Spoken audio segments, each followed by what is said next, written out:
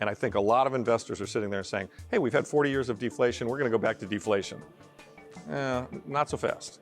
I mean, it's, in my opinion, we've really turned a corner. So people are sort of looking at the past as an indication, but only at the sort of 40 years plus. 40 years is a long time. Yeah. I mean, I get it. I totally get it.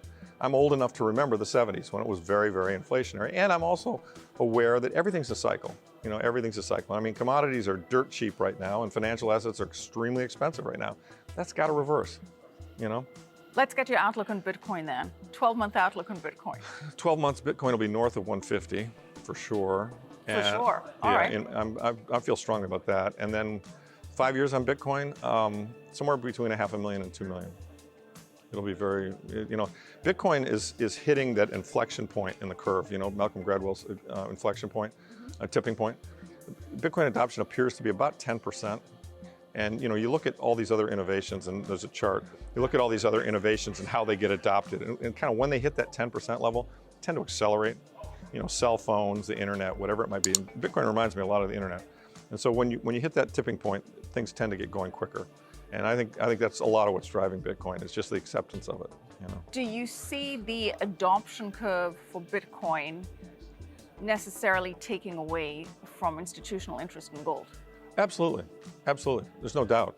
But they can both win, and they will both win. I mean, there's look, Bitcoin competes with gold, and I see it, I admit it, it's obvious, but they're different. They each play a slightly different role. I mean, it's And to be clear, you regard Bitcoin as unique and differentiate that from other cryptocurrencies? Very much so, very much so. I'm very negative on other cryptocurrencies. I mean, I think there will be some very important cryptocurrencies developed. I think Ethereum, as an example, is going to be a great layer 3. I think there are other projects that are being done that will change the world. They're very important, but when it comes to the store of value network effect, Bitcoin's like far and away, it's the only game. So to me, Bitcoin really is digital gold. And there's a place in the world for digital gold, but you know what? There's a place in the world for physical gold too.